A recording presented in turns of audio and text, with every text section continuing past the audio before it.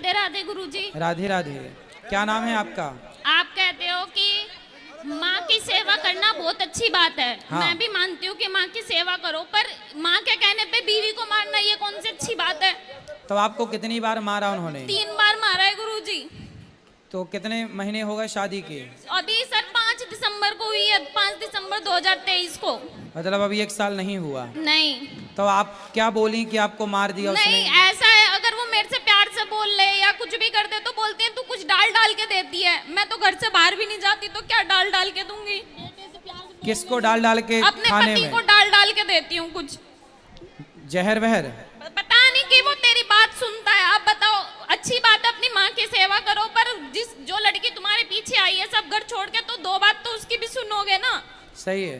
वो नहीं सुनते, कहते हैं तू बर्दाश्त करना सीख ले, बर्दाश्त करना सीख लेगी तो घर चला लेगी। ये थोड़ी होता है, बर्दाश्त की हद तक बर्दाश्त करी जाएगी। सही है, सही है। आप एक काम कर सकते हो? और हैं?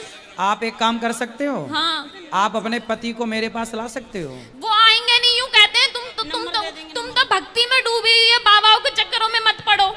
अच्छा, और वो किस में डूबे हैं? दान करने के लिए कहूंगी, कहेंगे मैं नहीं दान कर रहा, मेरे को नहीं करना दान। कोई बात नहीं, वो दान नहीं करते, कोई बात नहीं। लेकिन बेटा अभी एक काम करो कि आप पहले उनकी मम्मी कहती है मेरा बेटा मेरा ही रहेगा, तेरा नहीं रहेगा। फिर शादी क्यों करी, अपने पास ही रखती। फिर किसी लड़की की जिंदगी मत खराब करो ना ऐसे करके। एक तरफ बीच में खुद सोती है और एक तरफ लड़का को सुलाती है, दूसरी तरफ लड़की को सुलाती है, खुद बीच में सोती है। सास बीच में सो जाती है? अरे पाप लगेगा, नरक जाएगी सास। नहीं सुनती गुरुजी, बहुत तब जाके मैं अपनी मम्मी के घर रह रही हूँ। अब आप बताओ क्या करना चाहिए? ऐसे घर में जाना चाहिए जहाँ कदर ना हो। ऐसा है, तुम एक बार घर जाओ ससुराल। हाँ, और उसको ना समझा बुझा के, कैसे भी पत्नी हो ना, हाँ। बहुत अच्छे प्यार से तुम अपने पति को मेरे पास लाना, मैं मैंने समझाऊंगा। बात करने की कोशिश करी थी। फिर? वो कहते हैं कि तू उसकी बीच वाली बहन आके मुझे बहुत सारी गालियां सुना के गई थी, हमारे घर पे ही आके हमें ही मार के गए हैं। कौन, आपकी ननंद?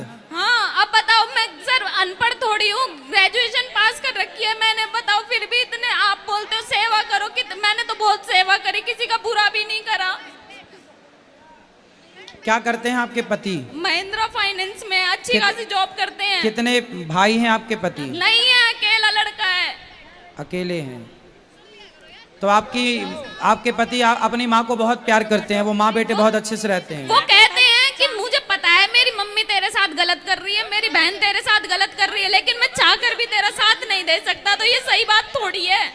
कोई बात नहीं, उस बच्चे की भी मजबूरी होगी। वो माँ के पक्ष में, यदि आपके पक्ष में बोलेगा तो माँ नाराज हो जाएगी। इसलिए तो बोल रहा हूँ, एक बार मेरे पास लाना, मैं उसको ऐसा रास्ता बता दूंगा कि वो माँ को भी खुश रख पाएगा और अपनी पत्नी को भी खुश रख पाएगा। जिस घर में जिस ननद की शादी हो गई हो, उसका मेरे घर में राज चलेगा, तो क्या वो घर कभी सुखी रह पाएगा? नहीं, कभी सुखी नहीं रहेगा। तो ये बात वो क्यों नहीं समझते? यूं कहते मेरी बहन तो मेरे घर का सपोर्ट करेगी। अब तू सपोर्ट नहीं करती, मैं क्या अपने घर से ले जाके दूं? मैंने बोला मैं सपोर्ट कर दूंगी, मुझे जॉब करने दो। नहीं, जॉब नहीं करेगी। अच्छा, मेरी बहन की चलेगी इस घर में। जिस साथ आपका भाई है? भाई है आपका? हाँ, 2 भाई हैं। और उसकी शादी हो गई? नहीं, सबसे बड़ी मैं ही हूँ। तो कल को उसकी शादी होगी, फिर उसकी पत्नी आएगी, तो फिर वो आपको कहेगी कि तू मेरे घर में आ गई। मैं ऐसा करूंगी नहीं गुरुजी। आप खुश रहना चाहिए, इंसान चाहे जैसे भी रहे। सही है, आप समझदार हो। बस एक काम करो, आप अपने पति को मेरे पास ले आना। वो ना बीच धार में फंसा है आपका पति। वो माँ का पक्ष ले तो पत्नी से बुरा बने, और पत्नी का पक्ष ले तो माँ से बुरा बने। एक बात और है, हम गौरी गोपाल आश्रम में जाते हैं ना, वहाँ पहले बहुत अच्छा था, अब तो बहुत वो हो गया है। लोग बातें नहीं कराते हैं, जो गार्ड है वो धक्का मार मार के निकालती है, तो गलत है गुरुजी। अभी तो हम आपसे बात कर रहे हैं, कौन धक्का मार रहा है? यहाँ पर ना, हमारे यहाँ पर आए हो जब हम वृंदावन में जाते हैं, तब आप वहाँ भी आना। भीड़ भाड़ जब होती हो तो किसी का धक्का लग जाए तो मैं क्या करूँ, पर वहाँ किसी प्रकार से किसी को असुविधा नहीं होती। मैं सबसे बात करता हूँ। आप बस ये बता दो मुझे वहाँ पे जाना चाहिए या नहीं जाना चाहिए? कहाँ? अपने ससुराल। अब तुम जानो बेटा, मैंने तो जो बताना था बता दिया। पति को ले आओगे तो समझा दूंगा। ठीक है गुरुजी, एक चांस हमने दिया, एक चांस से बोले, सबने मारा पीटी करी, इस लड़की के बच्चा भी ठहर गया, तो उनने बच्चा गिरा दिया दवाई खवा के, और हमने चांस भी दिया, मतलब भेज दिया। दोबारा फिर वही दूसरी बात करने लगे। बता क्या करें, हम बहुत परेशान हैं गुरुजी। ले आना तो ही समाधान निकलेगा, बात करेंगे हम उनसे। ठीक है गुरुजी, राधे राधे। और मेरी पत्नी काफ़ी समय से आपके प्रवचन देख रही है और उन प्रवचनों से काफ़ी उसमें सुधार आया है। अच्छा। पिछले 15 साल से मतलब शादी हुए मेरे 16 साल हो गए, लगभग 5-7 दिन में हर दिन खटपट होती थी। जब से आपके प्रवचन सुने तब से खटपट बिल्कुल बंद। वाह। और आज मैं आके आपके पास मैं केवल यही निवेदन करना चाह रहा हूँ कि मेरी माता जी से इनकी पटरी कम बैठती है, तो आप एक ऐसा आशीर्वाद दें जिससे इनकी पटरी उनके साथ मैच खा जाए। बात कराइए। जय श्री कृष्ण महाराज जय जी। श्री कृष्णा। आपकी सासू माँ से आपकी क्यों नहीं बैठती? विचार नहीं मिल पाते। तो आप क्या चाहती हैं कि सासू माँ के विचार कैसे हों? आपके विचार उनके विचार कहाँ मिसमैच हो रहे हैं? विचार तो ऐसा है कि वो पुराने विचारों की थोड़ी सी। पुराने की तो रहेंगी, हर माँ पुराने विचार की होती है। आपके नए विचार क्या कहते हैं?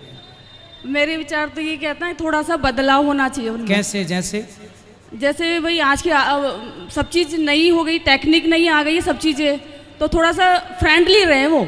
अच्छा, तो वो कैसे रहती हैं? वो बहू की तरह मानती है, भाई यहाँ नीचे बैठो ज़मीन में, घूंघट करो और ज़्यादा बोलो मत, रसोई में लगे रहो आप पूरे दिन भर। अच्छा, तो आई हैं आपकी सासू माँ? नहीं। देखो, सासू माँ को ऐसा नहीं करना चाहिए, बहुओं को बेटियों की तरह प्यार से रखना चाहिए।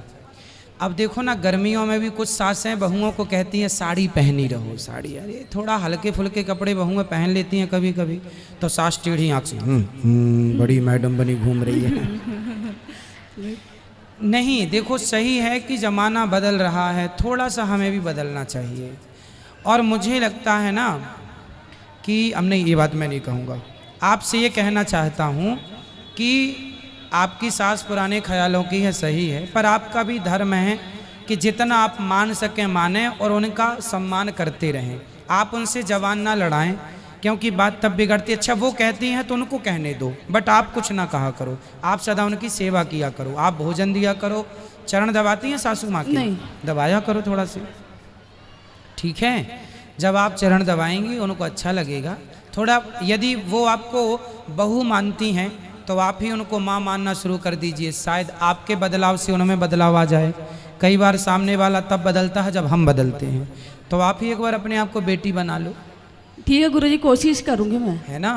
और रिश्ते तोड़ना नहीं है, क्योंकि रिश्ते बहुत महत्वपूर्ण हैं। सेवा करना है, जैसी बने वैसी करो। सम्मान करना है, जैसे कर सको करो। बूढ़ों का नादर ना हो, नहीं तो फिर हम भी आगे, हम भी तो बूढ़े हो रहे हैं। ठीक ठीक है? ठीक है गुरुजी। खुश रहिए।